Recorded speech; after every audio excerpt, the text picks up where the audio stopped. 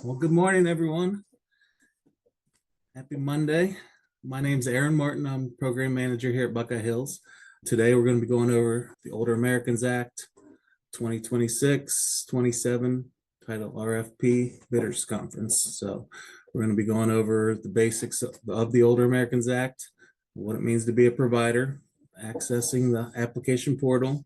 We're going to go over budgets, match requirements, how to submit questions, and we'll go over some important dates that you'll need to know about. As it says there at the bottom, any questions during this presentation, just use the chat feature, and that'll allow us to record those, and they'll later be posted on our website.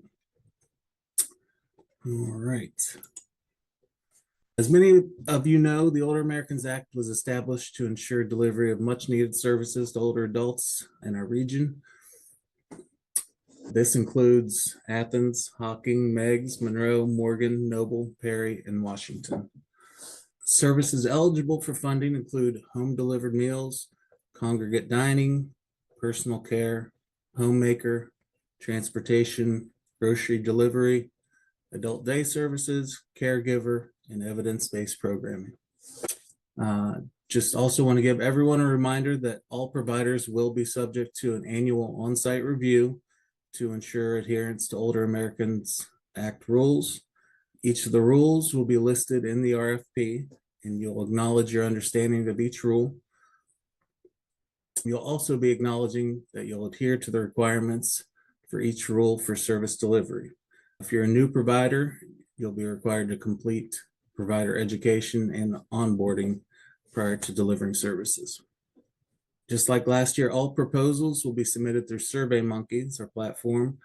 Buckeye Hills will not accept any emailed or paper proposals. If you completed a registration last year, the sign-in is going to be the same. If someone else in your agency did that, or they're no longer with your agency, you can make a new account and start all new information. So it's pretty straightforward once you get in there. And up next, I'm going to turn it over to Misty, and she's going to talk a little bit about the budgets. Okay, good morning. Older American Act funding is part of the federal budget. And so, as you know, in this climate, there's been a lot of uncertainty. We are going to go ahead and do our part to make sure that we don't withhold any or delay any services or anything to people and the awards for the contracts. So we're going ahead. The Older American Act is granted to each county through an interstate funding formula. And the Ohio Department of Aging is currently reformulating that interstate funding formula. And as soon as that's done, then we'll have a better idea of where these numbers for our region will land. At this time, we are going to go ahead and use last year's funding levels for our budgets for you to send your request, for you to fulfill out your request for proposals.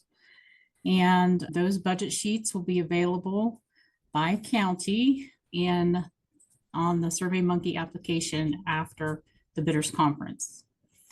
There are matching requirements with most of the Older American Act funds you will be applying for.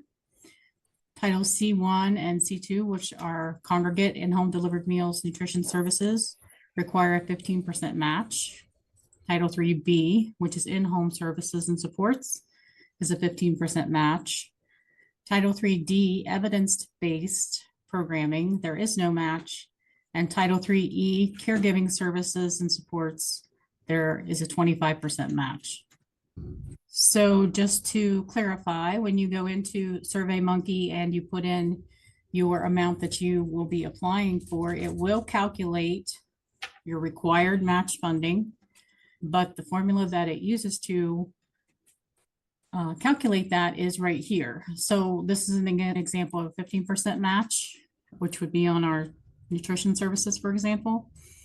Let's say you're going to do a request for $10,000. We would take that and divide it by 85% and get a number of $11,764. We take that $11,764. That becomes your amount of service you're going to deliver. And the Older American Act funding you have requested is $10,000. So the match funding that you are required to provide for those services to get the $10,000 is $1,764. And as I said before, these funding amounts are estimated based on what has happened in the past. Once we hear final amounts are released, the budgets will be updated, but we are not going to hold up our awarding process and your time to look at and provide the best plan possible to get those funds because we're waiting on a final number. So we are going with the estimates on the funding we had from last year.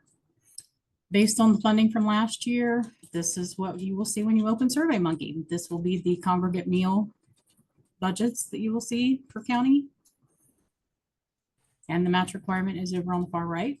This slide is home delivered meals. You'll see it has Older American Act funds paired with Senior Community Services block grant funds to help provide more funding for your county for those services. And then the match requirement again is figured on the far right. This is in-home services and supports, which would be like transportation. This is transportation in county and out of county, which is also called transportation one-way rate and one-way trip rate 2. And then again has Senior Community Services block grant funds available with it. And the total match is on the far right. The in-home services, that would be your personal care, homemaker, grocery delivery, those kinds of things. And those are provided there. Evidence-based programming, there's a small pot of money that we get for that to allocate across our counties. If you have specific questions on what that is or what that can be used for, please feel free to reach out and we can answer those questions for you. And the same with caregiver services. Now, caregiver services does require a 25% match instead of just 15. And in all of these funds, there's no reason that we have here at Buckeye Hills Regional Council to think that the estimates are far off. We just want you to know for sure that these are not final numbers. They could go up, they could go down. We've seen some fluctuation, and as soon as we get the final numbers, we will let you know. And I think that's it for me, Aaron. Thank you, Misty. All right, contracts. So they will be sent out for signatures by late November. That's the plan. Due to the area plan this year overlapping with contract years, the Title III contracts will be completed for each individual year. It's probably a little different than we've done it in the past. The 2026 contract will be executed this year in November, and 2027 contract will be executed next year, November 2026. So as Misty said, budget estimates will be the same for both years once we get confirmation from ODA, and we'll update that. So to ensure we're not showing any preference to any certain applicants and everyone's receiving the same information, all questions after today's bidders conference can be emailed to me, amartin@buckeyehills.org. The deadline for submitting any questions is August 25th, and we will upload those answers to our website by August 29th. Any questions from today's meeting will also be uploaded on the website for any future reference. Questions can be anything really about services, programming, funding, about the platform, SurveyMonkey, any issues you might be having. We're here to make this go as smoothly as possible. All right, here are some important dates to jot down. These are also on our website.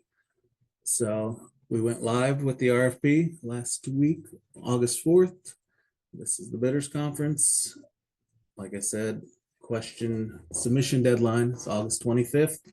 We'll have answers to any questions by August 29th. And the due date to apply is September 14th. And then notification of awards, November 14th of this year. All right. Any questions? Aaron, we have a question in the chat. It says with ODA changing their formulation, are you anticipating a reduction in funding? John, we are not sure exactly where that's going to end up. As I said, I can't see a great fluctuation in funding. However, what they do is they base their formula on census data. And that's why it's very important in all of our counties that we push people accurately filling out their census, especially the older, the aging in our areas, because we live with that for a while after the census is recognized. But that's where their funding formula originates and is based on census data. I can't see that there was any great fluctuations up or down, but we'll just have to wait and see what they come back with. Gary Grant had a question: were the funding amounts previously shown per year or for the 2-year contract duration? That is per year, Gary. The ones that are shown that you are bidding on, that is per year. And Carrie McNamee, will grab and go meals be an available service for congregate meals? Carrie, we are still waiting on our guidance from ODA to come out. I know that the rule changed, and that is a great question that we will forward on to Jennifer Westfall. I have also been watching and waiting for some clarification on that. So hopefully we'll hear something about that soon. And as Aaron said, the answers for these questions that were in the chat will also be included in what is uploaded on our question and answers so that everyone has the same information. Thank you. All right, everyone. Thank you for joining us. Have a great rest of your Monday.